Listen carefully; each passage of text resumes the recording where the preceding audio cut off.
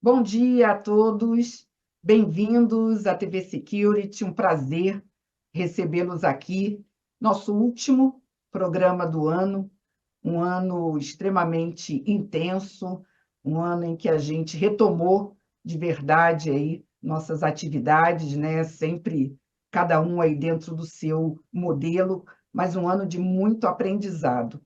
E nós reservamos para esse último programa do ano um tema extremamente interessante. Hoje nós sabemos que toda a área de cyber, toda a jornada de cybersecurity tem um grande desafio, que é permear essa jornada com a experiência de toda a empresa, de todos os colaboradores, de todos os usuários. A cibersegurança precisa ser cada vez mais vista como uma aliada no processo, não só dos negócios, mas do trabalho, do dia a dia. Não importa se você está presencial, se você está remoto, se você está híbrido, né? E esse aprendizado, ele veio e tem sido cada vez mais revisitado pelos líderes de cibersegurança.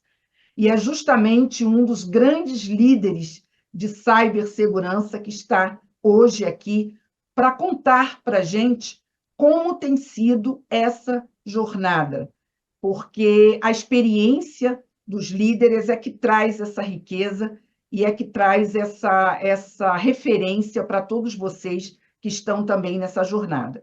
Então, nosso tema de hoje conta com a participação do Marcelo Miola. O Marcelo Miola é CISO do Grupo Boticário, um grupo que dispensa apresentações, né? Todos nós conhecemos bastante, uma marca muito referenciada no mercado, e contamos também com o apoio da Proofpoint, do Felipe Canali, que vai estar aqui conosco. E a ideia é que, com essa experiência trazida pelo Grupo Boticário e respaldada pela Proofpoint, vocês possam, durante essa uma hora conosco, explorar ao máximo esse assunto.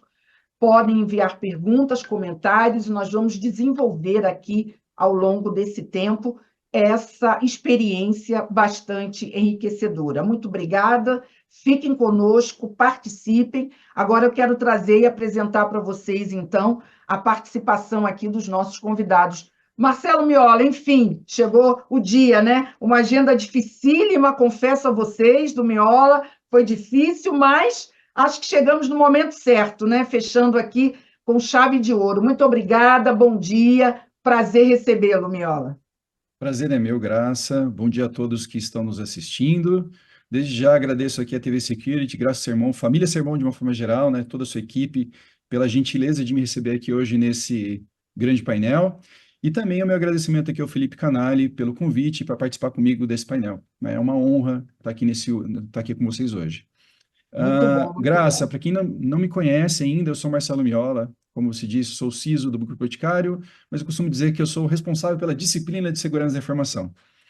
E, para quem não pode me ver aqui, né, eu sou um homem de 44 anos, de pele branca, estatura alta, cabelos de olhos castanhos, uso aqui um óculos preto quadradinho, estou vestindo uma camiseta sem estampa, de cor aqui verde. Tá? E por mais que a gente fale de Grupo Boticário, eu acho que é legal a gente pincelar um pouco aqui sobre quem é o Grupo Boticário, né, como é que ele está posicionado no mercado. Nós somos uma empresa que se posiciona no mercado de CFT, né, que é um mercado de cosméticos, fragrâncias e higiene pessoal.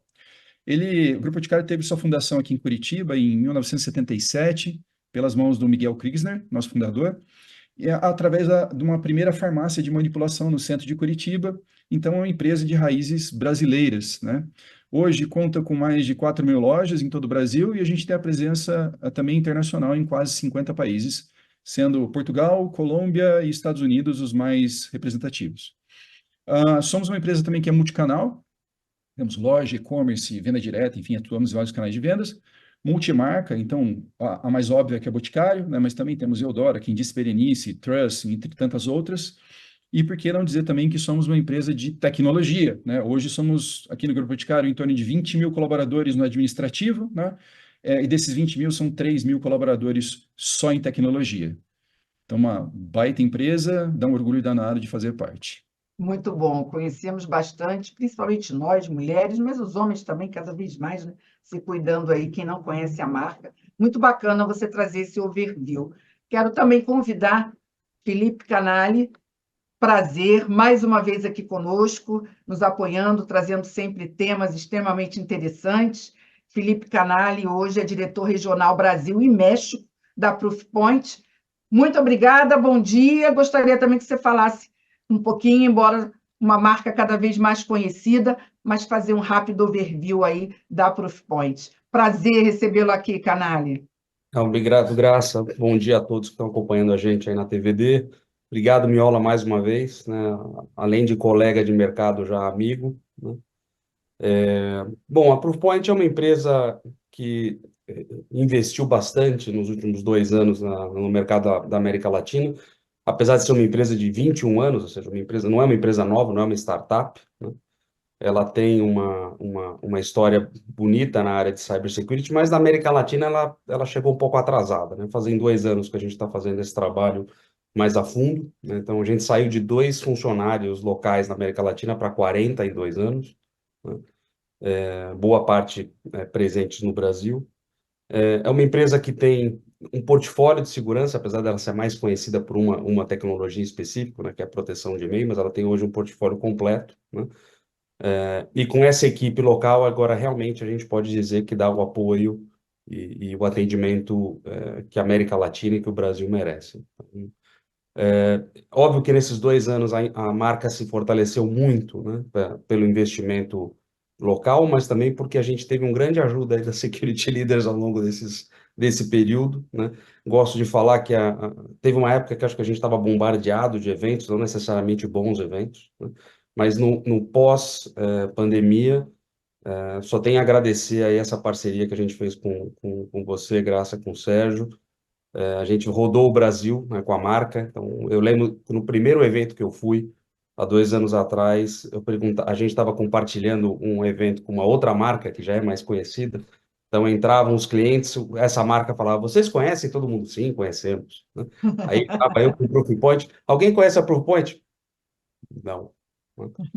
E depois de vários eventos com vocês, aí hoje a gente tem clientes que ligam para a gente e falam assim: não, meu sonho é ter Proofpoint na empresa. Você vê a diferença em 2 anos, como essa parceria deu certo, né? Proofpoint Bacana. de Leaders.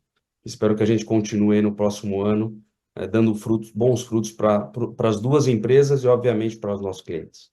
Muito bom. E é muito bacana também a gente poder contar com o apoio de vocês, principalmente trazendo sempre conteúdos, né, relevantes e cases, e as histórias, né, que são sempre inspiradoras.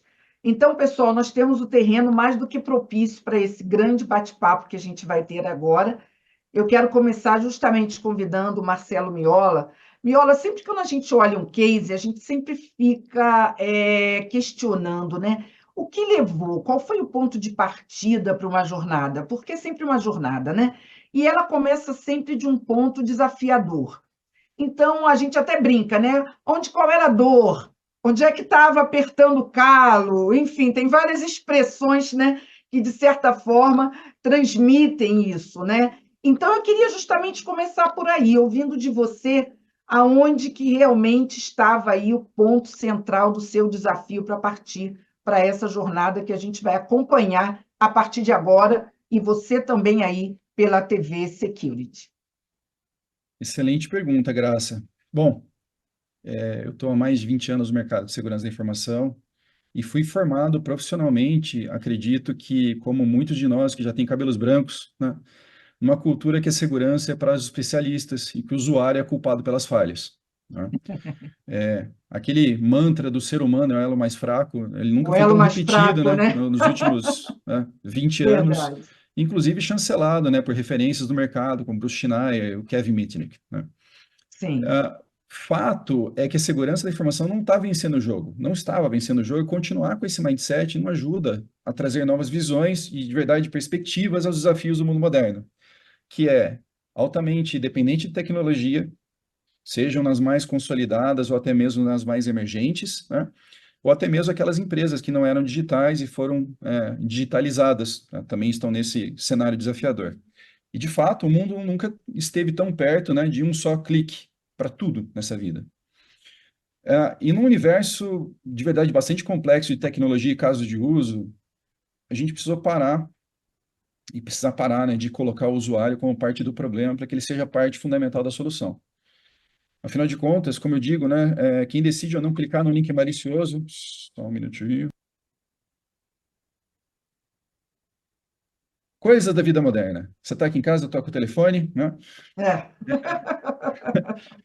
Então, colocar ele como parte da solução, é fundamental da solução. Ele não é só parte do problema, precisa ser parte da solução. Afinal de contas, como eu estava falando, quem decide clicar no link malicioso, num phishing, escrever um código inseguro é o ser humano, né? É a pessoa que está lá atrás da telinha.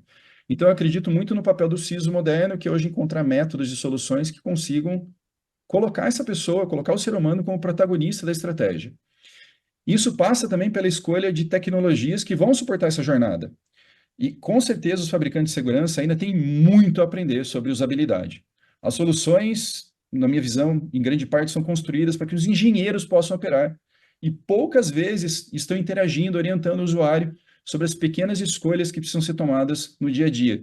Imagina um cenário típico de um desenvolvedor de software, né, que está lá numa empresa, né? Como que é a dinâmica dele no dia a dia? Parte é como um colaborador comum que acessa o e-mail, que usa mensagem instantânea, que se conecta a reuniões virtuais, que navega na internet, mas também desenvolve código, né? Quantas oportunidades a gente tem de inserir segurança nessa jornada sem tornar ela necessariamente uma fricção, né? Ter que abrir um chamado para liberar um acesso a um site ou um e-mail que foi bloqueado, ou até mesmo conseguir que seu código vá para a produção sem ter que passar pelas intermináveis, né, e muitas vezes pouco efetivas reuniões de gestão de mudança, né? O ser humano, no final das contas, né, precisa e é o elo mais forte. A gente precisa empoderá-lo com visibilidade do risco e conhecimento, informação contextualizada, no momento certo e no canal certo em que a decisão precisa ser tomada. E isso é dar autonomia com responsabilidade, não delargar o colaborador para que se vire com a segurança do mundo digital. E é sobre esse alicerce, esse mindset, que se constrói uma estratégia de segurança moderna, né? Isso nos levou a mudar muitas coisas aqui no Grupo Boticário, em políticas, em processos e principalmente na escolha de parceiros e de tecnologias. Se não estiverem conectados a essa estratégia, tenderiam a ser não só falhar miseravelmente aqui, né, mas como também a serem preteridos em detrimento de outros fornecedores. Então, o que eu estou querendo dizer aqui no final é que a gente sabe que a gente não é perfeito, que a gente está longe do estado da arte aqui no Grupo Boticário, mas eu estou bastante confiante que a estratégia é essa, o caminho é esse, né? O caminho de dar autonomia com responsabilidade e conversar muito com o colaborador. E falar um pouco dessa experiência aqui é uma das coisas que eu mais gosto de fazer de fato, e eu acho que é pela soma desses fatores que a gente está aqui hoje. Fantástico essa sua abertura, Miola. Vários aspectos que você colocou me chamam muita atenção, mas o principal deles é que nós, depois de tanto tempo, né, acompanhando a área de segurança, me chama muito a atenção ainda ouvir, como o próprio Canali colocou nessa nossa jornada aí pelo país, com Security Leaders, essa expressão, né, Canali, que o usuário é o elo mais fraco. Então, essa jornada ela parte exatamente de questionar isso, né? Por quê? Será que realmente é? Enquanto eu tiver essa visão de que é o elo mais fraco, eu continuo não me colocando no lugar, né, desse colaborador, mudando, né, o meu posicionamento. E outra coisa que me chamou muita atenção nessa abertura do Miola foi exatamente isso, e é inevitável que eu tenha que colocar isso para você, né? As soluções, em geral, né, são pensadas, obviamente, são desenvolvidas por técnicos, são pensadas por eles, né, e são testadas por eles, né? Mas, na prática, né, quando elas vão para dentro das empresas, são implementadas, são as pessoas que estão lá na ponta utilizando. Isso também traz um grande desafio quando a gente está falando de soluções que precisam trazer, né, esse engajamento e permear essa experiência do usuário. Então, eu queria que você falasse sobre esse cenário. Você acompanhou, né, de perto o caso do Boticário, mas acredito que seja aí um caso um desafio de vários líderes em várias empresas. Sim,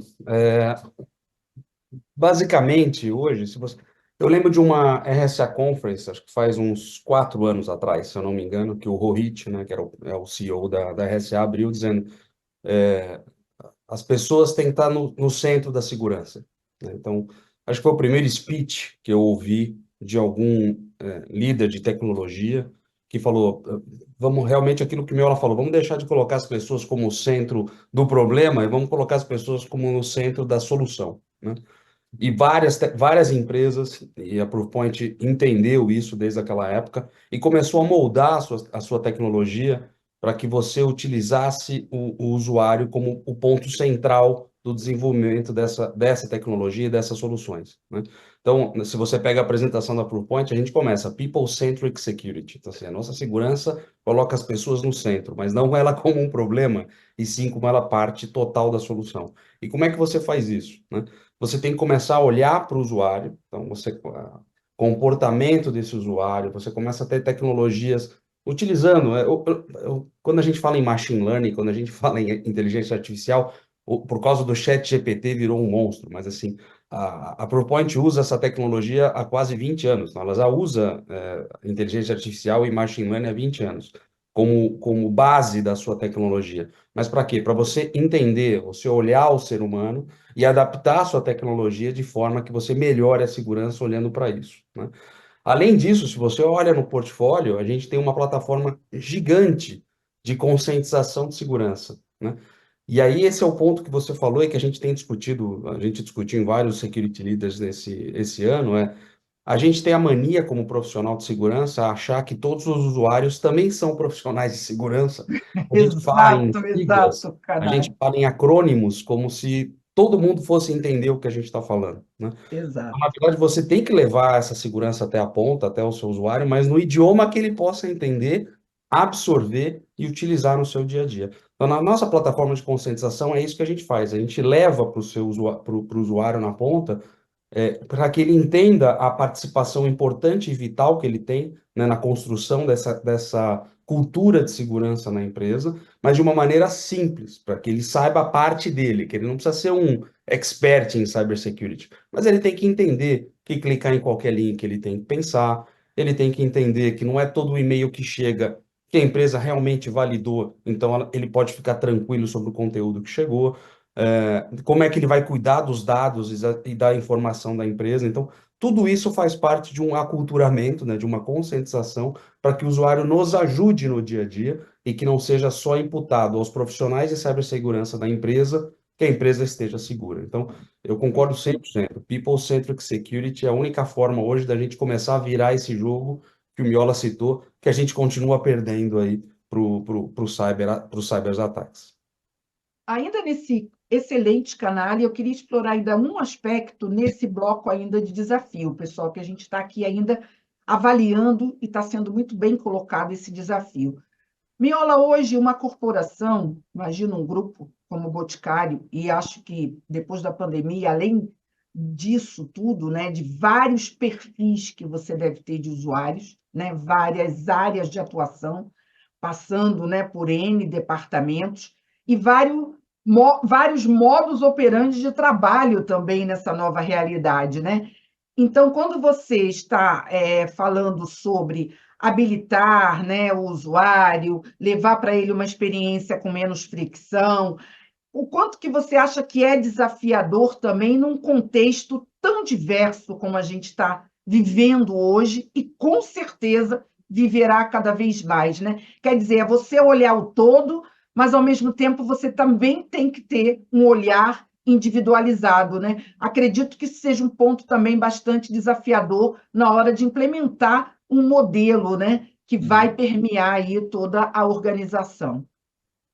Perfeito, Graça. A pergunta é excelente, porque tem muito a ver com como se implementa, né?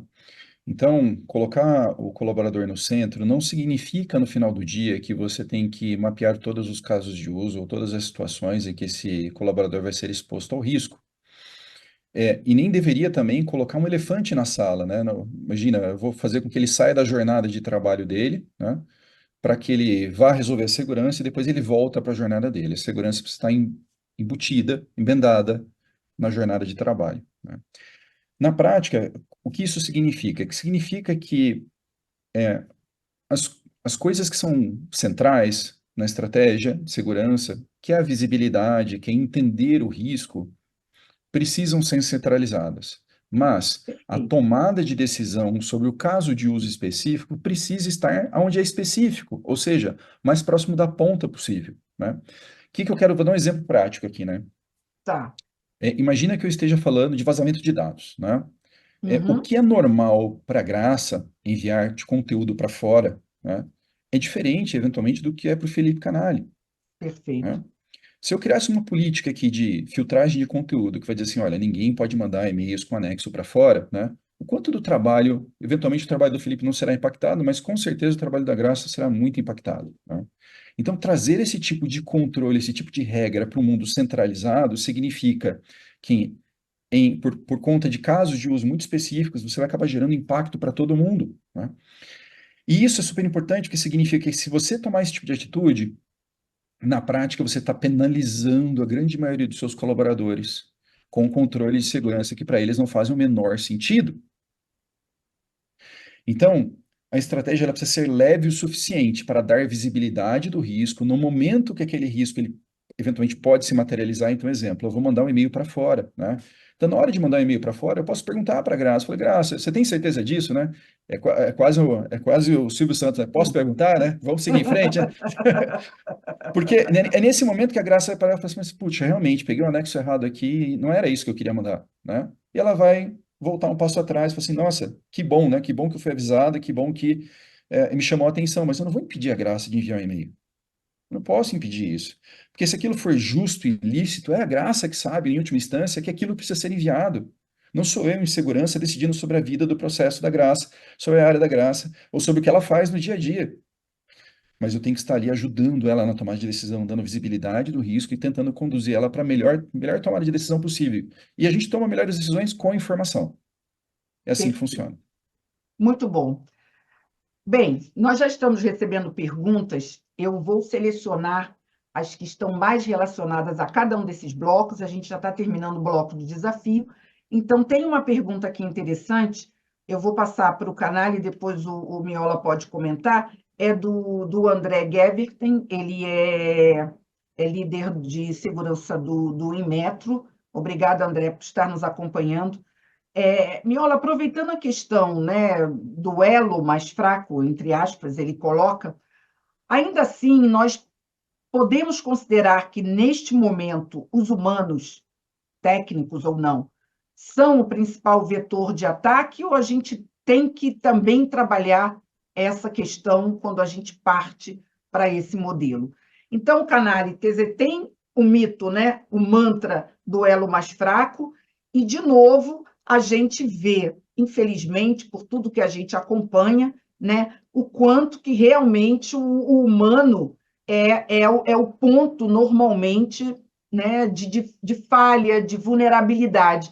Então, como é que a gente, nesse desafio, a gente lida com isso, né? Quer dizer, como é que a gente consegue lidar com esses dois aspectos, Canali? Sim. É, eu sempre gosto de falar que existem três tipos é, de uma brecha de dados ou de uma ameaça, né? E o direcionamento e o alvo sempre vai ser o ser humano, sempre vai ser o usuário, é óbvio, né? Então, se Ele você é o alvo, né, ele Canali? é O o que não alvo, significa que ele tem que ser o alvo mais fraco, não, mas que ele é o alvo, ele é o alvo, né? ele é o alvo, sempre, o usuário sempre vai ser o alvo, né? Então, você pode ter um problema de segurança por um usuário que não tem conhecimento, então foi sem querer, ele não sabia, ele mandou sem querer uma informação que não deveria, ele clicou em um link que não deveria, então ele não sabia, né? Se ele não sabia, você tem que ensiná-lo a saber, da próxima vez evitar que isso aconteça, né? Tem aquele que fez de propósito, por algum ganho financeiro, ou ele está bravo com a empresa, N fatores, né? E aí você precisa ter tecnologia e processo para evitar que essa pessoa que mudou o comportamento ao longo do tempo, que ele evite um problema para a Sim, empresa, né? Então, sim, de novo, analisar o comportamento. Isso vai ser uma mudança de comportamento. Então, se você tem perfeito. processos e tecnologias que identificam esse desvio de comportamento, você consegue garantir a proteção da empresa. E o terceiro é aquele usuário no qual a sua credencial foi comprometida. Então, na verdade, ele como ser humano, não está fazendo nada errado, mas alguém está utilizando aquela credencial dele para fazer algo errado. Mas da mesma forma, apesar de não ser o ser humano que mudou o comportamento, mas a credencial dele mudou o comportamento, Exato. se você tiver tecnologias e processos que desviam esse padrão de comportamento, você garante que a empresa também está protegida. Então, não adianta, o usuário é sempre o alvo de determinado tipo de ataque. E é o alvo mais fácil. Mais fácil por quê? É o que a gente vê hoje na grande maioria dos ataques com sucesso. Antes você desenvolvia, vamos explorar a vulnerabilidade. Realmente, há muitos hackers que continuam explorando vulnerabilidades de aplicações, mas é muito mais fácil ele explorar a vulnerabilidade do ser humano do que da Exato. aplicação, né? Então, Exato. engenharia social continua sendo algo muito simples de fazer. Antes, eu vou falar, eu quando entrei na Proofpoint, eu falei, putz, vou trabalhar com anti-spam, né? Quando o cliente chama a nossa solução de anti-spam, eu nem posso ficar bravo com ela. Porque eu, quando entrei na Proofpoint, também tinha um pouco dessa visão, né? Mas não é o anti-spam. Você, na verdade, está colocando toda uma camada de proteção para aquele usuário e de ataques avançados, né? Para que ele não seja atacado por e-mail. Então, é o e-mail security, não o anti-spam, né? Perfeito. E a única forma de você fazer isso é você tendo a tecnologia para identificar, porque os ataques por e-mail antigamente eram um spam ou um spyware, como a gente chamava antigamente, e ele era um broadcast, você mandava para todo mundo. Quem clicou, É, clicou, caiu. Agora não, é direcionado, né? Há direcionado, um né? estudo, a Muita engenharia engenharia social. social por trás, né? Ele vai buscar exatamente a pessoa que ele quer. Nem, não Exato. necessariamente a pessoa que ele quer que seja atacada é o que a empresa acha que é. Você fica às vezes É, preocupado que é o VIP, né? Que é o diretor, que é o é. CEO, é o VP. O cara vai no desenvolvedor, ele vai na secretária do presidente. Então, assim, há muita inteligência por detrás do determinado tipo de ataque. Não é simplesmente explorar uma vulnerabilidade e sair mandando e-mail para todo mundo, né? De novo, o usuário, ele está Perfeito. no centro, ele é o alvo. O que a gente tem que fazer é tirar essa culpa dele, né, e Sim. como o Viola falou assim, dar a decisão lá na ponta, realmente, que a tecnologia e os processos levem para que ele tome a melhor decisão, mas que ele esteja protegido pela tecnologia e também pelo processo desenvolvido pela empresa. Perfeito. Miola, vamos passar para o nosso segundo bloco de solução. Eu acho que foi muito bem colocado aí também, você pode comentar pelo canal, mas realmente, né, a pergunta do André, ela é bastante interessante, quer dizer, não tem como você alterar isso. É óbvio que o humano está ali no centro, mas nós temos que começar a pensar, não é porque ele está no centro que ele é o culpado, né? Não é porque ele está no centro que ele tem que ser culpabilizado. Eu acho que isso é um aspecto bastante interessante para as lideranças pensarem: ah, não, mas vai sempre ser humano, porque é humano que está. Não, é humano. Mas eu acho que a gente tem que pensar nessa relação e mudar um pouco isso. Então, eu queria que você falasse sobre isso e já mostrasse como é que a solução, que de fato tem que, né, transmitir isso, como é que foi essa solução, como é que foi essa implementação para trabalhar um desafio quase que filosófico, né, Miola? Graça, tentando contribuir um pouco aqui para conectar com a pergunta anterior, no final do dia, os atacantes miram as pessoas porque são as pessoas que geram valor para as empresas. São elas que têm acesso a sistemas, são elas que fazem a empresa funcionar, são elas que geram resultados, são elas que geram valor para o mercado, né? Valor para os acionistas, são elas que Sim, tornam a empresa de fato relevante. Ela só existe porque existem pessoas que atendem ou que servem pessoas, né? É para isso que existem as empresas no final do dia. Então, ao atingir uma pessoa, está atingindo o coração da empresa, né? E a empresa tem que ser, e ela tem que ser perene, sustentável a longo prazo. Então, investir na pessoa, investir no ser humano, é investir na sustentabilidade do negócio, é investir na perenidade do negócio. Então, isso precisa ser feito, né? E precisa ser feito de uma forma, como eu disse, leve. E vou citar aqui 3 casos de uso, talvez no terceiro aqui eu chegue na questão do e-mail, mas você vai entender a condução, né? tá. Por exemplo, o nosso colaborador, nosso desenvolvedor, quando ele navega na internet, né, ele também está sujeito a sites maliciosos, ele está sujeito a clicar em links que eventualmente oferecem risco, né? Mas quando a gente prima pela conscientização e pelo reforço desse mecanismo humano, né, a gente faz com que os colaboradores naveguem em sites seguros. E a gente fez isso no Grupo Boticário sem ter que colocar nenhum bloqueio, sem ter que dizer assim, olha, você não pode navegar aqui, ou não pode navegar, isso é proibido, né? E hoje mais de 98% dos colaboradores do Grupo Boticário têm perfil de navegação segura. Eles navegam em aplicações protegidas, sancionadas, sem a gente ter que criar nenhum mecanismo de bloqueio. O nível de proteção é altíssimo, né? O volume de tráfego protegido é mais de 100 terabytes em 6 meses, com 20 mil colaboradores navegando nesse modelo mais livre, né? Como é que a gente fez isso? Conversando com o colaborador durante a jornada de navegação. Então, ele vai navegar, vai entrar num site malicioso, pergunta para ele, fala, olha, cara, é o seguinte, nesse site está indo, parece que tem uma coisa estranha. Se você tem certeza que você quer continuar, siga em frente. Caso contrário, recomendo que você pare e pense aquele sinal amarelo que sobe ali para você refletir antes de seguir, né? E fazer isso em tempo real ajuda muito a mitigar risco, né? Então, a tomada de decisão depende aqui do colaborador e ele precisa aprender a fazer isso. Não adianta eu vir depois e botar uma ação de conscientização daqui a um mês, eu vou fazer um treinamento sobre os sites que navegaram. Ninguém associa mais a isso. Uhum. Você perdeu a oportunidade de educar. Ela precisa acontecer em tempo real, o mais próximo possível de tempo real. Ainda no desenvolvedor, quando ele está desenvolvendo código seguro, então ele está lá codificando, eu não vou codificar por ele. Eu falo assim, dá licença, tira a mão do teclado que você não sabe desenvolver. Eu sei desenvolver de forma segura? Não, ele precisa aprender a desenvolver código de forma segura. E para isso você cria programas de replicação de conhecimento, programas de champions, existem aos baldes aí no mercado, né? De replicação, embaixadores de segurança. Mas para vocês terem uma ideia de quanto isso é importante, hoje a gente tem mais de 300 champions aqui em segurança da informação do Grupo Boticário, o que é 3 vezes mais que toda a diretoria de segurança. Então a gente tem mais gente Uau, fora de segurança, atuando com segurança, do que dentro de segurança, né? E a gente bacana. não obrigou ninguém a participar. Você tem que dar um nome, tem que ser você. São pessoas que voluntariamente se inscrevem. Isso permitiu que a gente reduzisse em 90% o tempo total de correção, tivemos mais de 90% das issues críticas e altas corrigidas, né? Isso sem gerar novamente gates de controle, fricção, né? Ou até mesmo parando os famosos deploys aqui.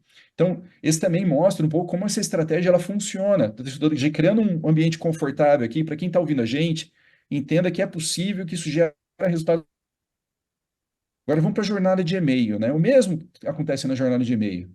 Aqui no Boticário são algumas dezenas de domínios protegidos, né? Para que vocês tenham uma ideia, nos últimos 6 meses foram mais de 180 milhões de e-mails que passaram pelos nossos gateways, Uau, sendo que boa parte desses foram triados por conterem baixa reputação ou conterem aqui ameaças digital direcionada, como o Canali citou, né? Não vem mais aquele monte de e-mail, é um e-mail uhum, direcionado para alguém com ameaça digital, né? Ao fazer isso, você já limpa a caixa do colaborador de distrações e torna ele mais produtivo. Então, o primeiro motivo de você ter uma solução de e-mail é tornar o colaborador mais produtivo, né? Mas, como todos sabem, né, as soluções aqui de anti-spam, não, peraí, não pode falar anti-spam, né? E-mail security, de uma forma geral, depende de lista estática, heurística e mecanismos de machine learning que podem e irão falhar. Considerar isso na estratégia é um fator crítico de sucesso, né? boa. Então, por que que isso é importante, né? É imprescindível que cada colaborador, por exemplo, tenha autonomia, não só para liberar e-mails em quarentena, que ficaram retidos nessa primeiro filtro, né? Como também gerenciar suas próprias listas de autorização de e-mails, o que pode, o que ele quer receber, o que ele não quer receber. Olha que incrível isso, né? A Graça tem contatos que ela pode autorizar porque são legítimos, mas infelizmente, por uma regra, por uma heurística, ele acaba parando lá na quarentena, né? Isso acontece uma vez liberado, ela começa a receber aquilo sem bloqueios, né? Isso evita aquele famoso chamado de liberação de e-mail e também evita a frustração do colaborador daquele e-mail importante que foi bloqueado indevidamente. E não é só isso, né? A nossa jornada não termina quando o colaborador recebe o e-mail, porque muitas vezes as ameaças emergentes não têm assinatura para elas, né? E elas Uhum, vão passar por debaixo do radar desse tipo de solução. Por isso é muito importante também que existam mecanismos de detecção tardia, né? Sabe aquele e-mail que eventualmente foi para o CFO? Então, ele era uma ameaça digital e o controle de e-mail security aqui falhou, né? Isso é ruim? É, né? Mas a parte boa é que você pode, a partir daí, tendo a visibilidade, mesmo que tardia, criar um mecanismo de resposta coordenada a esse incidente e reduzir a janela de exposição ao ataque, de efetividade do ataque, né? E também criar ações de conscientização para mostrar aos colaboradores que um ataque real aconteceu. Obviamente, a gente não vai citar quem foi ou quando foi, né? Mas citar a característica do ataque, usar aquilo para instruir as pessoas e retroalimentar um sistema imunológico, né, das pessoas aqui para que elas fiquem mais musculosas e aprendam da próxima vez o que clicar, o que não clicar, né? E isso tudo a gente fez aqui dentro do Grupo Boticário, não só colocando esse tipo de inteligência e conversando muito mais com o colaborador, mas também a gente fez muito rápido aqui dentro. A gente saiu de tecnologias legadas que não atendiam esses quesitos de é, centralizar a segurança no colaborador, que tinha muita fricção para a liberação de e-mails de quarentena. A gente fez a migração, né, para a solução da Proofpoint em pouquíssimo tempo, migramos todos os nossos domínios com praticamente zero de reclamações.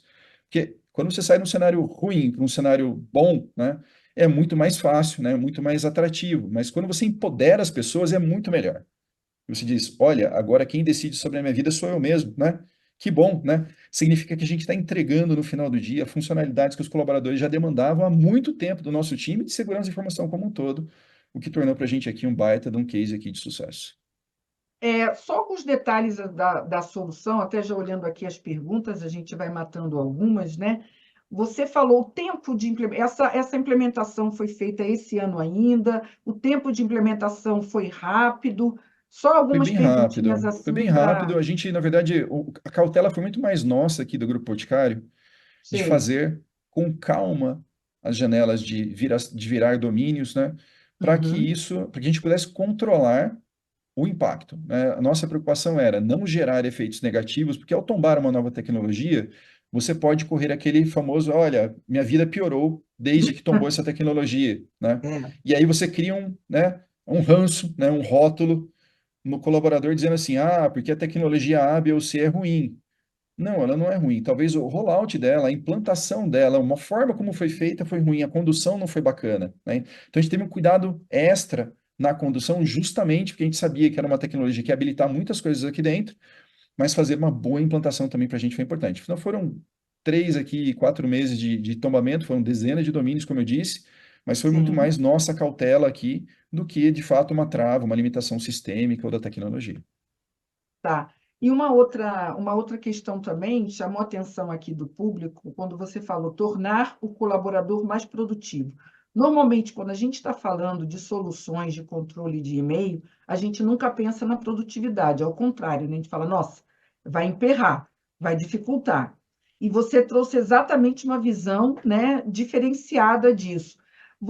Isso foi muito importante na implementação da solução, quer dizer, foi uma preocupação muito grande Muito. dessa solução não ser vista ou não ser entendida, né, pelos colaboradores como algo que ia trazer mais, né, fricção do que produtividade? Quer dizer, qual foi ali o ponto importante da solução e da implementação que virou esse jogo, Miola? Graça, acho que tem a ver aqui como você. Eu tenho particularmente a visão de que a gente, apesar de ser um profissional de segurança da informação, trabalhar com segurança da informação, respirar a segurança da informação, que segurança da informação tem que ser a última coisa que a gente tem que entregar. Então, quando você se coloca nesse lugar de eu quero aumentar a produtividade, eu quero aumentar a disponibilidade, eu quero Uhum. melhorar a performance, eu quero melhorar a capacity, eu quero melhorar um monte de coisa, eu quero reduzir custo, inclusive, porque ao não processar, não encher a caixa de e-mail com lixo, você está reduzindo o custo no final do dia, custo de armazenamento, tempo das pessoas, né? Então, você traz esse monte de benefícios e lá no final, depois que você já colheu todos os benefícios, aí sim você entrega a segurança. Então, se você imagina e se coloca no lugar, né, de que eu estou ali para melhorar a jornada, estou ali para tornar o colaborador mais produtivo, você não corre o risco de entrar com o pé lá embaixo, né, no freio, né, não é no acelerador, é no freio, né, e reter ou entrar com segurança extrema, quando na verdade ela não precisa existir. Ela precisa existir segurança na medida certa. Segurança na medida certa, não exagerar na segurança. Que é muito fácil a gente errar, falando assim, mas bloqueia, quero que bloqueie mais de 90% do que chega. Ok, né? Mas quais são as consequências disso em produtividade? Quais são as consequências disso em disponibilidade? Quais são as consequências disso em custo, né? De tempo perdido, de chamados, de service desk, toda uma parafernália, né? Criada só porque existe um limite mais alto de segurança. Não acho que é por aqui o caminho, e eu acho que isso é fundamental quando pensar em colocar soluções, seja ela uma solução de e-mail security ou qualquer outro tipo de solução de segurança. Perfeito. Canali, uma pergunta importante também, estou concentrando aqui da plateia, né? De novo, na implementação da solução, né?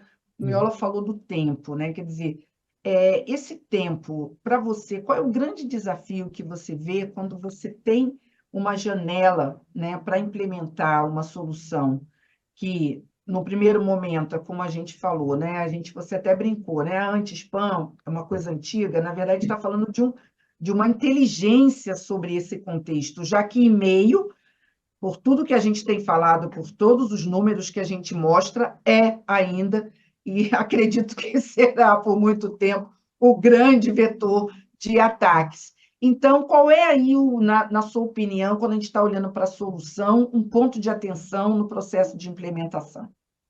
Tá. Ah, tem muito fabricante que morre de medo quando o cliente fala assim, não, eu quero fazer uma POC, né, uma prova de conceito, eu quero ver realmente que o que está no PowerPoint é Uhum. verdade, né? Bons tempos que a gente vendia quando só com o PowerPoint era suficiente, né? Bons tempos. Porque, infelizmente, no geral, a gente tem que provar que o que está no PowerPoint funciona, né? É. Uma das coisas que eu mais gosto na PowerPoint é que a PowerPoint, ela ama prova de conceito. Justamente por aquilo que eu falei no começo. As tecnologias legadas, né, de anti-spam, né, elas já estão aí há mais de 20 anos no mercado, né? Então, como é que você motiva a uma empresa, né, a revisitar esse tema se você não provar para ela que o que ela tem hoje não está atendendo? Só tem um jeito de fazer isso: prova de conceito. Então, é assim, normalmente que a gente faz com todos os nossos clientes. Assim, deixa eu mostrar para você o que você tem hoje não te atende, né? Muitas vezes a falta de visibilidade, como o Miola colocou algumas vezes aqui, faz com que as empresas achem que aquela solução, aquela situação já está resolvida, né? Então, no Sim. nosso caso, a gente tem que falar, não, não está resolvida, né? Deixa eu provar para você. Então, a gente tem casos, por exemplo, de clientes que quando colocam a solução em produção, realmente a gente filtra 90%, mas não é que filtra 90% por causa de regra, é porque tinha 90% dos e-mails chegando que não deveriam estar chegando, né? Por spams até básicos, tá? Então, entra totalmente essa parte de produtividade que também o Miola citou. Mas o que que a gente normalmente faz e fez no caso da Boticário e deu muito certo e dá muito certo na grande maioria dos nossos clientes? A gente gosta de fazer a POC em produção. A gente gosta de dizer assim, Hum. não adianta eu fazer aqui, não adianta você me dar um domínio pequeno, com baixa quantidade de e-mails, que eu não vou mostrar todo o potencial da minha ferramenta. A gente consegue fazer isso em produção sem impacto direto, porque a gente não tira a ferramenta atual. Então, se qualquer problema que a gente eventualmente possa ter, rapidamente você vira a chave e isso no final é transparente para o usuário. E essa frase é extremamente importante quando a gente pensa em user experience, transparente para o usuário, né? Ele não Uhum. pode parar o que ele está fazendo, que é a core Exato. função dele, porque está entrando uma nova ferramenta de segurança. Então, assim, tem que ser transparente, né? E quando a gente consegue fazer isso de forma gradual, né, e realmente a Boticário foi muito cuidadosa e criteriosa, a gente podia ter feito, sei lá, essa virada em 30 dias, vou chutar aqui alto, a gente fez em 3, 4 meses, né? Realmente para ter, eu sei da preocupação do Miola com essa questão do usuário, quando a gente chega no final dessa produção, dessa migração ou dessa prova de conceito em produção, a solução já está implementada, né? A gente até fala para os clientes, você não precisa mais pagar serviço profissional para implementar a solução já foi implementada na prova de conceito. Mas aí a gente já tem provas suficientes de que a solução legada não atendia o que a empresa fez, Uhum. que a empresa tinha. A gente chega naquela transparência para o usuário, né? E aí, a partir desse momento, você consegue colocar coisas novas como um benefício do usuário. Então, assim, algumas situações que o Miola citou. Por exemplo, chegou um link. A gente não deixa chegar o link original para o cliente, né? A gente normalmente faz essa mudança do link para que ele caia no nosso sandbox. Isso o usuário não vai ver. Ele não está vendo que está acontecendo isso. Mas ele vai para esse link. Se é um link malicioso, nada vai ser baixado para dentro da máquina, nada vai entrar na rede, né?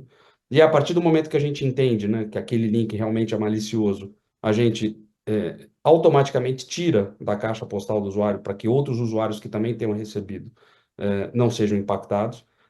E isso, de novo, de forma transparente, o usuário não tem que ser um expert em segurança para tomar decisão A, B ou C. Lógico, a conscientização faz parte, né, para que ele evite de clicar o link, mas a tecnologia tem que suportar isso de certa forma.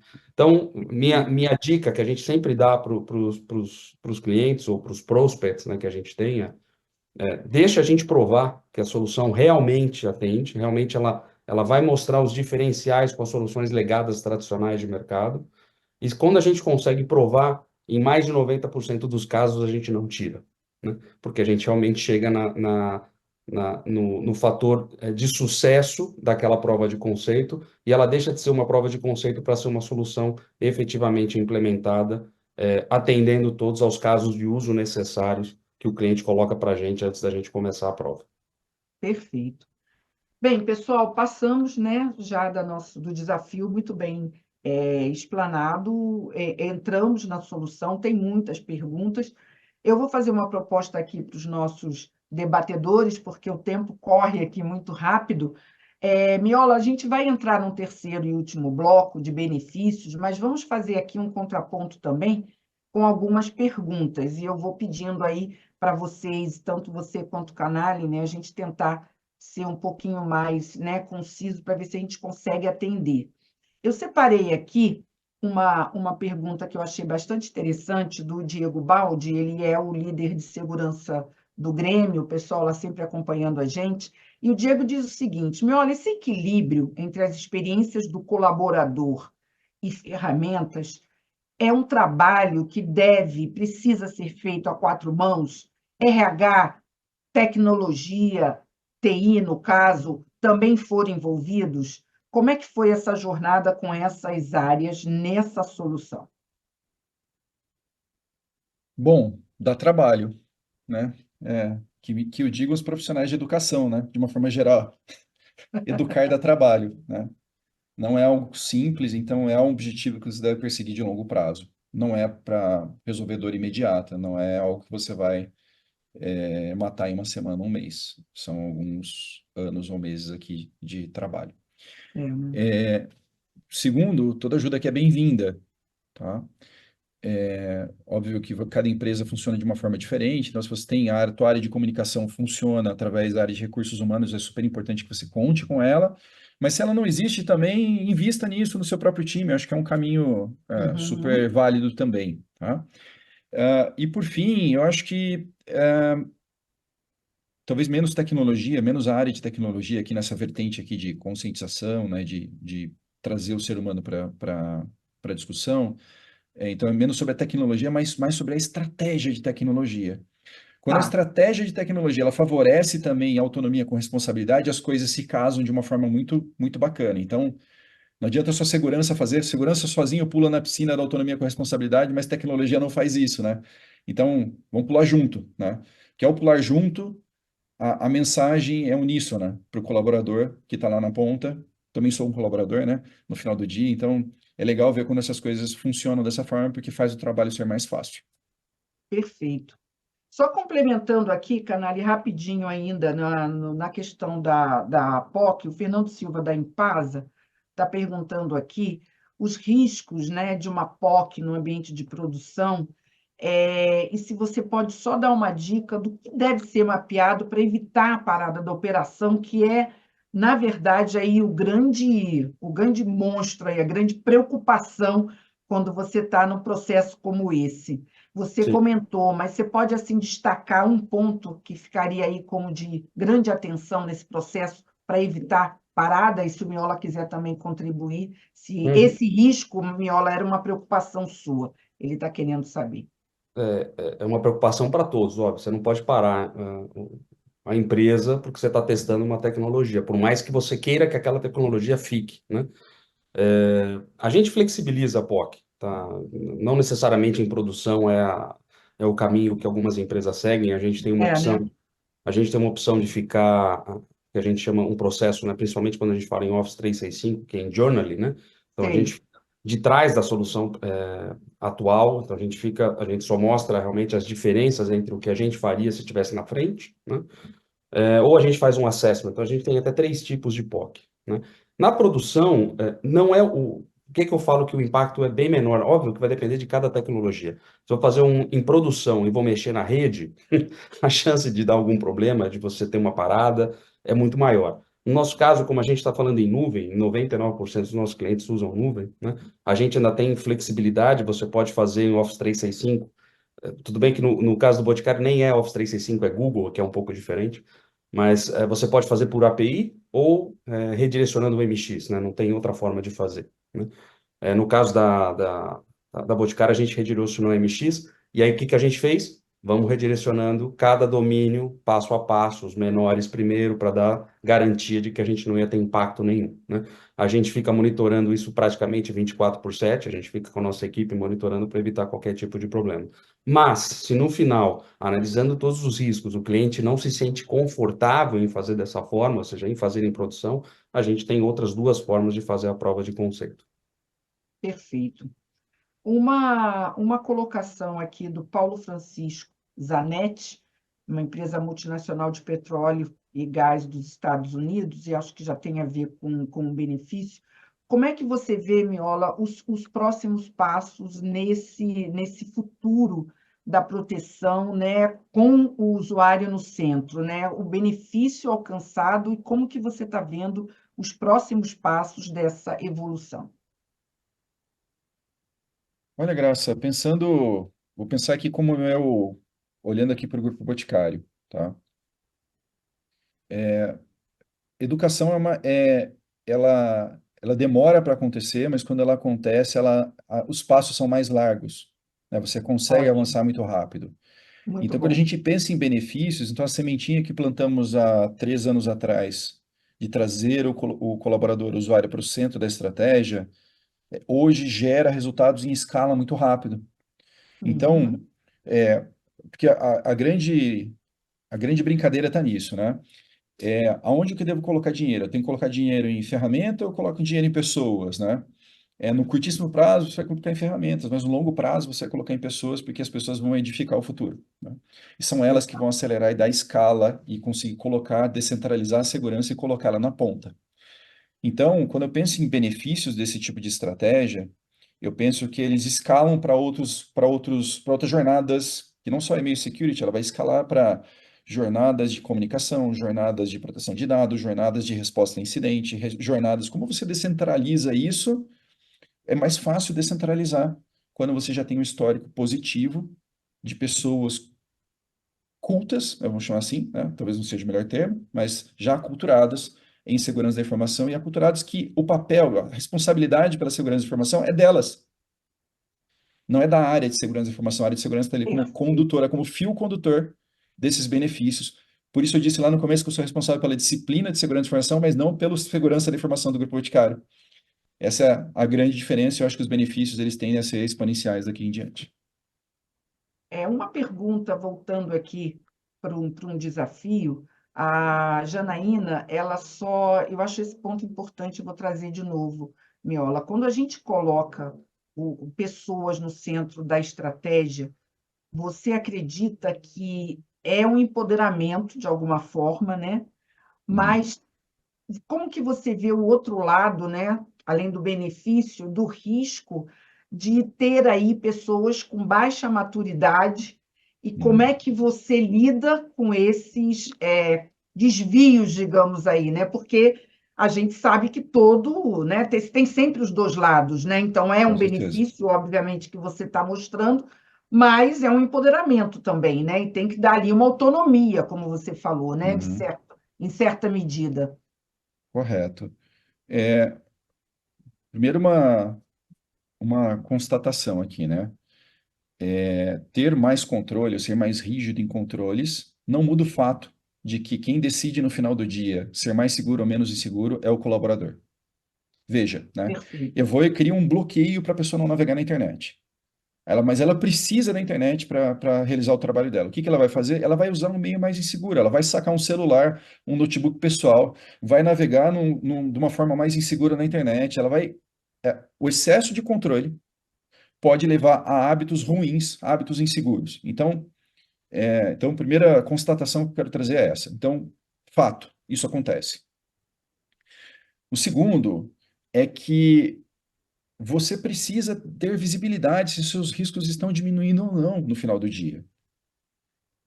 E eu falei em números aqui, né? Eu falei da questão de redução de vulnerabilidade de código, falei da tempo de Isso. resolução, eu falei da navegação segura. Isso tudo Uhum. tem acontecido, a gente monitora, obviamente, isso, para gerar números para saber se a nossa maturidade tá boa ou tá ruim, né? O nosso termômetro no final do dia. Mas também a gente segue algumas cartilhas de maturidade, então avalia a maturidade periodicamente para saber se a gente está melhorando ou não. Para que conste aqui, a gente melhorou em 120% a nossa maturidade em 2 anos.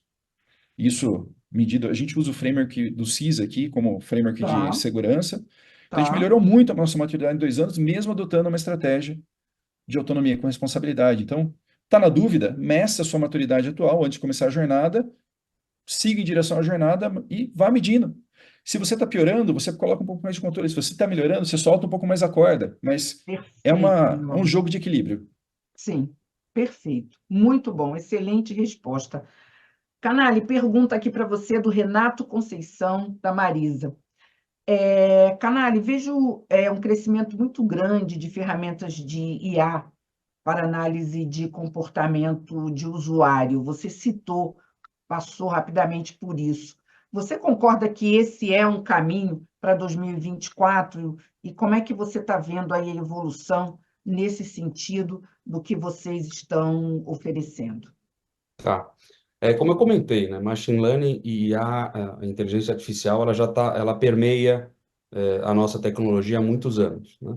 Eu vejo o IA como um fator que vai apoiar e ajudar a melhorar essa tecnologia, e é isso que a gente apostou e continua apostando. Por exemplo, uma novidade que a gente está lançando no ano que vem é que a gente vai usar um pouco do conceito ChatGPT, né? Para que tenha uma interação mais amigável com a nossa plataforma, né? Então, por exemplo, você vai poder perguntar para a nossa plataforma qual a melhor forma de fazer o relatório A, B e C com a ferramenta X da Proofpoint. E a IA vai responder para você, a melhor forma de você fazer é desse jeito. Então, além de usar o IA como um fator de detecção de desvios de comportamento, uma melhor detecção de uma ameaça, a gente também vai usar o IA para melhorar a experiência que o administrador da nossa ferramenta, né, tenha para extrair mais da ferramenta. Então, a gente está apostando aí nos dois lados na utilização dessa tecnologia. Perfeito. Miola, Mauro Ramires, Finanças NBC Bank. Bom dia, parabéns pelo case, Miola, Canali, muito inspirador. Miola, para os próximos passos, como o Boticário está pensando em escalar a tecnologia em outras jornadas que também fazem parte da segurança? Você poderia rapidamente só, né, passar aí para o público várias perguntas também nesse sentido, que você está pensando em avançar a partir dessa solução? Legal. Como eu imagino aqui, né? Eu imagino como um ciclo que se retroalimenta, né? O e-mail que chega na ponta pode ser real, pode Uhum, não ser real, né? Mas ele precisa retroalimentar essa camada de proteção. Então, como eu citei, né? Eventualmente um spam, um phishing que passou, uma ameaça digital que tenha passado, ela é o aprendizado para que esse controle ele melhore, para que a solução de proteção ela melhore continuamente, né? Isso uhum, fortalece o ciclo de melhoria contínua, porque o colaborador passa a confiar mais no canal, porque ele, né, funciona melhor, porque ele é mais produtivo por aquele canal, ele tende a utilizar mais esse canal. Então, isso leva a melhores ações de decisão de e-mail, mas se passa alguma coisa, a gente retroalimenta. Então, para a gente, é continuar melhorando de forma contínua. Claro, né? Esses e-mails que passam também geram aprendizados para a gente levar cultura, conscientização. Você dispara outras frentes a partir daqui, porque é muito rico isso, né? Sejam e-mails reais, então você pode extrair os samples que tem lá dentro, usar como templates para cultura e conscientização, para campanhas de phishing, né? De treinamento interno, uhum. ou até mesmo para entender a que tipo de ameaça você está sendo mais. Que tipo de arma ou canhão estão mirando para a gente, né? Isso ajuda a gente a entender, calibrar, inclusive, a nossa estratégia para dizer assim, olha, para esse tipo de ameaça digital eu não estou preparado, né? Para esse tipo de cenário eu não estou coberto, e eu posso tomar decisões de investimento, inclusive, de aquisição de novas tecnologias, usando muita dessa informação. A informação que está lá é muito rica, né? Por quê? Porque é uma vitrine, né, para o mundo, o e-mail, e com certeza, há mais de 30 anos, 40 anos aqui, a gente recebe ameaça digital por ali. Então, tem que usar Sim, muito esses dados. perfeito. Bem, pessoal, estamos chegando ao fim. passa super rápido, né? Conseguimos cobrir aqui os nossos 3 grandes blocos, falamos do desafio, falamos da solução, falamos de benefícios. Eu vou trazer aqui rapidamente dois comentários, que são muitos comentários, mas 2 que concentram bem essa mensagem que o público está passando para vocês. O Bruno Serpa, da Três Corações, diz o seguinte: acredito que a adoção de linguagem técnica dificulta a aproximação dos usuários sobre o tema, e ele acaba não entendendo e assim não enxergando o valor do assunto. Então, parabéns, Boticário e Proofpoint, por esse grande case. E o Eric Vieira, da Uninove, também fez questão aqui de deixar uma colocação para vocês. O usuário passa a ser o elo mais fraco quando as empresas não dão a devida atenção em relação a treinamento e conscientização. Acredito muito nessa estratégia do Boticário e investir em educação. Uninove aqui reforçando, mesmo dando trabalho, não é, Miola? É o caminho, parabéns. Então, eu trago essas 2 colocações para poder passar aqui a palavra final para você, Canalha, e depois para o Miola, porque são muitas aqui as mensagens parabenizando o case e lembrando também para o nosso público que nosso bate-papo aqui, logo depois, vai estar sendo editado e disponibilizado em todas as nossas mídias sociais para vocês reverem aí os melhores momentos. Por favor, Canalha, passou rápido, né? Demorou para chegar a data, mas passou rápido.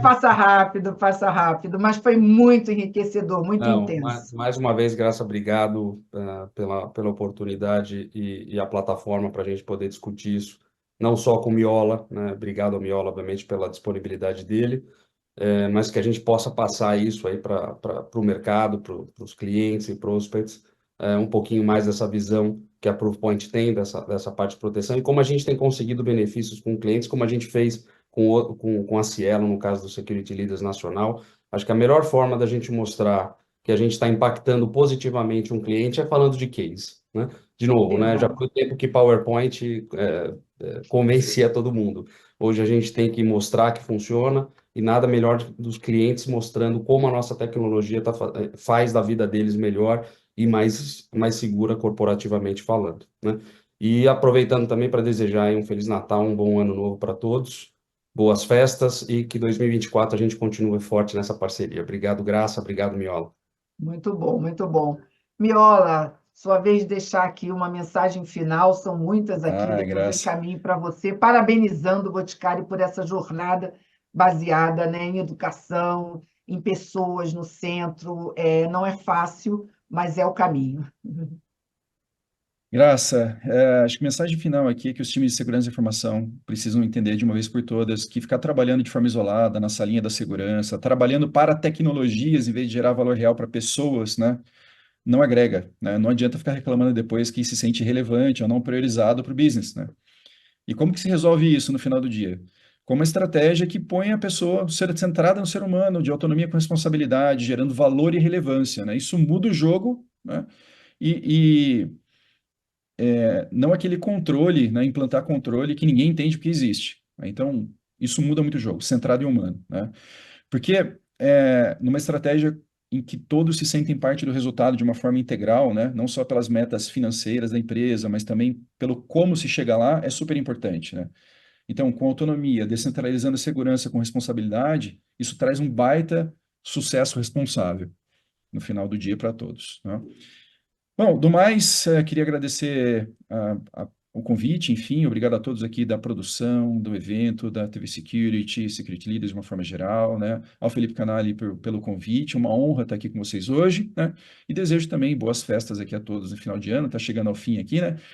Vai chegar 30 de janeiro, mas não chega 31 de dezembro, né? Parece que vai ficando mais longe, mas logo, logo está aí de novo e a gente está no mais um ano, 2024, espero que seja excelente para todos nós. Obrigado. Excelente manhã a Muito todos. bom. Faço minhas aqui as palavras do Fernando Silva, estou lendo aqui. Parabéns, Marcelo, Maurício e Graça. Enriquecedor esse bate-papo. Sucesso a todos. Sempre procurem promover. Esse é o objetivo. E o André Gebert está me mandando aqui um parabéns e agradecendo a você, Miola, por esse compartilhamento. Eu também gostaria de fazer essa ressalva. Eu acho e concordo muito com o Canali que hoje nós temos que trazer cada vez mais a experiência de vocês, e eu acho muito importante quando vocês se dispõe a estar aqui, mostrar o desafio, a solução, o valor e responder perguntas, né? E poder esclarecer toda essa jornada. Então, muitíssimo obrigada. Desejo também a você, ao canal, um ótimo final de ano e a toda essa plateia que nos acompanha pela TV Security. Fiquem atentos, em 2024 a gente vai trazer muito mais para vocês. A parceria com a Proofpoint é muito enriquecedora, esse tema é sensacional.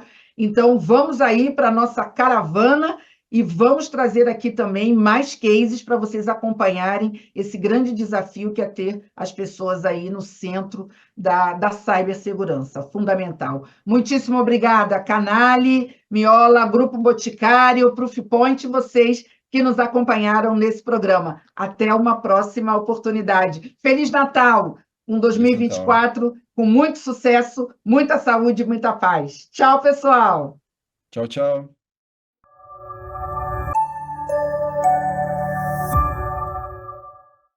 Most organizations work to secure email sent by people, for good reason. But many more emails are generated by systems or sent by their vendors. Transactional messages like invoices, authentication codes, and more. Often they originate outside your secure email infrastructure, so they aren't as well protected. That leaves your email identity and those who trust it at risk. That's where Proofpoint Secure Email Relay comes in. The cloud-based solution safeguards transactional emails with 3 layers of security. The first is authentication. Only verified sources can submit emails for sending, and outgoing messages are signed with DKIM to support DMARC policies. The second layer is threat protection. The emails are scanned for malicious links and attachments. The final layer is compliance. You can encrypt, archive, and restrict sensitive data to meet regulatory requirements. Secure Email Relay keeps your organization's application emails safe and compliant. Protect your partners, customers, and brand without hindering other email. Learn more at proofpoint.com. Proofpoint. Protection starts with people.